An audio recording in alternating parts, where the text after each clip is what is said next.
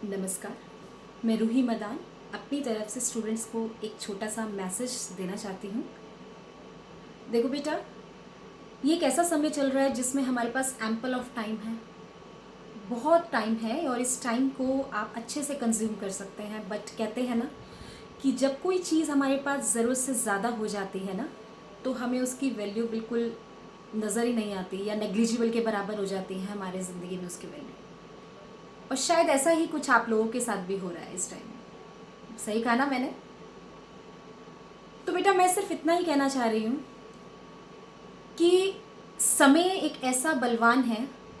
समय को जो समय का मोल समझता है ना बेटा, समय उसे अनमोल बना देता है। एक बार एक टॉपर से पूछा गया कि आप कितनी देर तक स्टडी करते हैं, तो उस टॉपर ने जवाब में दिया कि मैं तब तक स्टडी को छोड़ता नहीं हूँ जब तक मेरा आज का सेट किया हुआ गोल कंप्लीट ना हो जाए। कुछ आप भी ऐसा करें ना, या करते हैं, अच्छी बात है अगर करते हैं तो।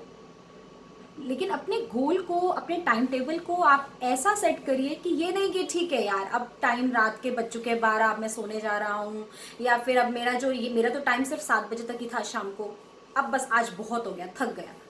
आप सुबह ही अपना एक टाइम टेबल सेट करें कि मुझे ये पर्टिकुलर टॉपिक आज कंप्लीट करना है, इसके लिए चाहे कुछ भी हो जाए, बट मुझे इसको बाय हुक और बाय क्रुक मुझे कंप्लीट करना है। टाइम टेबल कभी ऐसे सेट नहीं होता है। हम क्या करते हैं, हमारी सबसे बड़ी गलती क्या हो जाती है कि हम टाइम टेबल कैसे सेट करते हैं, ठीक है इस टाइम उठना है, इस टाइम बैठना है। अब आप एक चीज़ सोच कर देखिए, अगर आपको एक ही तरीके की चीज़ हर रोज़ आप करेंगे तो ऑब्वियसली बोर तो होंगे, कोई भी हो, ये तो ह्यूमन नेचर है। तो प्लीज़ है ना, ये गलती नहीं करिए कि टाइम टेबल सिर्फ एक शो पीस की तरह बनाकर रख दीजिए। ठीक है, उसको बेड के आगे चिपका दिया लाकर कि ठीक है ये 6 to 7 AM मुझे योगा करना है, देन 7 to 8 AM मुझे पूजा के लिए जाना है, अपने क्या कहते हैं बाथ के लिए नहाने जाना है, देन मुझे ब्रेकफास्ट करना है, फिर उसके बाद मुझे पढ़ना है। नो, हो सकता है कोई ना कोई सर्कमस्टांसेस से ब्रेकफास्ट लेट हो, फिर क्या करेंगे? गया ना पूरा आपका टाइम टेबल। आप सिर्फ एक काम करिए, आप अपना टॉपिक सेट करिए कि मुझे इस पर्टिकुलर सब्जेक्ट में इतना आज पढ़ना है, मुझे इस पर्टिकुलर सब्जेक्ट में मुझे इतना आज पढ़ना है। सिर्फ और सिर्फ उसको करने का जज्बा पॉजिटिव होना चाहिए। बहुत बच्चों के साथ एक कंप्लेंट हो रही है, यार ऑनलाइन स्टडीज हो रही है, मैं तो परेशान हो रहा हूँ, मेरी तो आंखें स्ट्रेसफुल हो जाती हैं। बेटा कोशिश ये करो कि लेक्चर्स को सुनने की, है ना, आपकी जूम क्लासेस, आपकी लाइव क्लासेस जो भी आ रही हैं, आप उनको सुनिए। फोकस थोड़ा सा अपने आईज को स्ट्रेन कम दीजिए। और अगर आप रीड कर रहे हैं तो प्लीज आप अपनी बुक्स में से रीड करिए। हमारे टाइम में तो शायद नेट्स ही नहीं होते थे ना, तो हम भी तो पढ़ते थे। एक्स्ट्रा नॉलेज अच्छी चीज है, बहुत अच्छी चीज है, बट एक्स्ट्रा नॉलेज के लिए इतना खजाना है आप लोगों के पास, इतनी सारी, आप देखिए छाट कर देखिए आपके बुक्स में, आपके घर के अंदर इतनी अच्छी अच्छी बुक्स रखी होंगी, आप उनको रखकर भी कई बार भूल जाते हैं।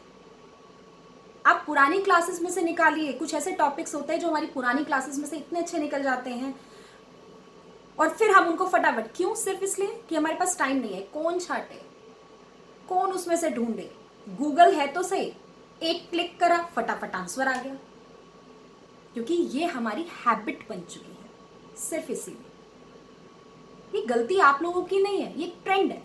और इस ट्रेंड के साथ सभी बच्चे क्या, सभी बड़े भी यही काम कर रहे हैं। आज एक छोटा सा, कोई भी बच्चा हो, छोटे से बच्चे को अपना प्रोजेक्ट पूरा करना है, चलो मम्मा मम्मा प्रोजेक्ट पूरा करें, तो मम्मा क्या करती है? ऑब्वियसली गूगल पे सर्च करती है। सभी ऐसे ही कर रहे हैं। हम बच्चों से तो क्या कंप्लेंट करें ना। एक बार एक टॉपर से पूछा, कितनी देर पढ़ते हो आप? तो टॉपर ने जवाब क्या दिया कि मैं तब तक स्टडी करता हूं। वही बात मैं दोबारा से रिपीट कर रही हूं जानबूझ के, कि बारी बारी की हर एक टॉपर का जवाब यही होता है। आप कितने भी टॉपर्स उठाकर देख लीजिए ना, आईएएस जो जिन्होंने क्रैक करा है, यूपीएससी एग्जाम्स जो क्रैक करते हैं, जो जेई क्रैक करते हैं, जेआरएफ क्रैक करते हैं, एनटीएससी क्रैक करते हैं, सभी से आप अगर पूछेंगे तो सबका गोल पहले से ही निर्धारित था। ऐसा नहीं है उन्होंने विद इन लाइक 10th सिर्फ पढ़ के और उन्हें एनटीएससी क्रैक कर लिया, या सिर्फ 12th के बाद 1 महीने का जो टाइम, 1.5 महीने का जो टाइम मिलता है उसको पढ़ के उन्होंने जेई मेंस क्रैक कर लिया। नो, ऐसा नहीं हो सकता। आप अपना एम जो है ना वो स्टार्टिंग से ही प्लान आउट कर कर चलिए उसे। सोचिए 9th के अंदर आप अपने दिमाग में ये चीज बिठा लीजिए कि मुझे क्या बनना है। इट डजेंट मैटर कि आप डॉक्टर ही बने, आप इंजीनियर ही बने। You can be a dancer, you can be a badminton player, you can be everything, like कि कोई भी चीज, बट अपना निर्धारित कीजिए एम को कि मुझे बनना क्या है। और शायद इतने बड़े तो उस टाइम हम समझदार हो जाते हैं कि हमें पता होता है कि हमारे अंदर ये चीज ज्यादा अच्छी है बाकियों के कंपैरिजन में,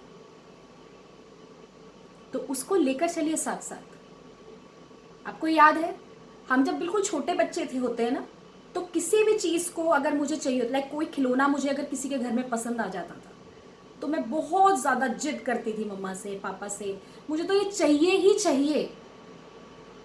और इस टाइम हमें क्या हो गया, जैसे जैसे हम बड़े होते जाते हैं हमारा नेचर पढ़ाई को लेकर डिफरेंट क्यों हो जाता है।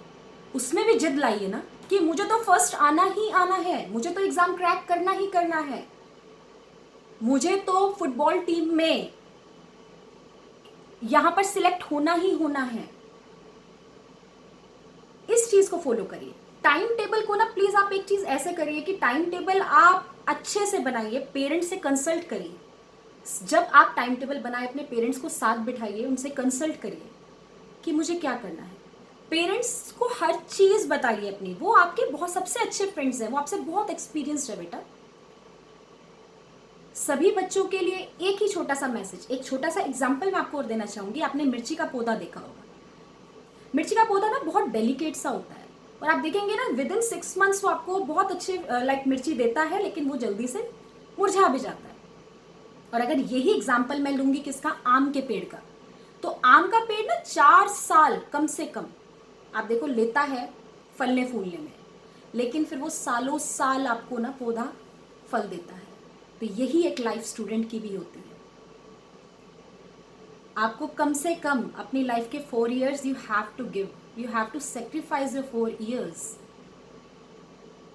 ताकि आप आगे की लाइफ को बहुत अच्छे से जी पाए, बहुत अच्छे से। सोच कर देखिए आपके पेरेंट्स की वो मुस्कुराहट, आपके पेरेंट्स की वो खुशी जब आपका सिलेक्शन किसी अच्छी जगह हो जाता है, या आप बच्चा जब फर्स्ट आता है, सेकंड आता है, थर्ड आता है। ऑब्वियसली वो बच्चे, वो पेरेंट्स भी खुश होते हैं जिनका बच्चा कुछ नहीं आता, क्योंकि बच्चों के लिए तो, माँ बाप के लिए तो बच्चे बच्चे ही होते हैं ना। लेकिन आप अपने आप से लड़ना सीखिए। अगर आप 10th आ रहे हैं क्लास में, तो आप प्लीज अपने आप को प्रॉमिस करिए कि मैं नेक्स्ट टाइम ना 9th या 8th तो आऊंगा ही आऊंगा, कुछ भी हो जाए। कोशिश तो आप आगे की करिए, हो सकता है आप फर्स्ट भी आ जाए। ऐसा कोई ये थोड़ी ना कि टॉपर ऊपर से लिखवा कर आता कि मैं तो टॉपर ही बनूंगा, नहीं।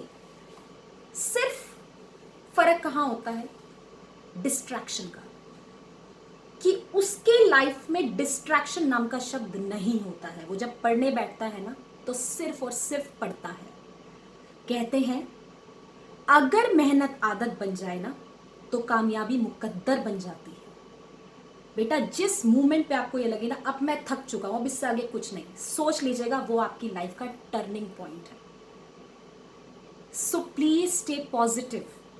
इस टाइम पे तो खासकर पॉजिटिव, और ये टाइम आपके पास इतना अच्छा टाइम है, पेरेंट्स आपके साथ हैं, घर पे हैं, टीचर्स को आप घर पे आसानी से सुन रहे हैं, अपने अकॉर्डिंग आप लेट कर पढ़िए, आप आराम से एसी के आगे ठंडी ठंडी हवा खाते हुए पढ़िए।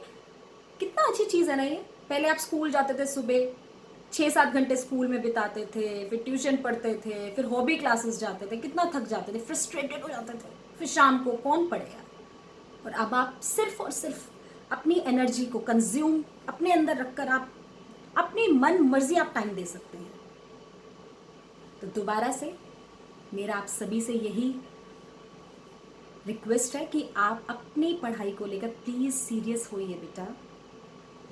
साल आपकी लाइफ का जा रहा है, कोई भी परेशानी इतनी बड़ी नहीं होती है कि हम उसे ठीक ना कर पाए। Thank you so much.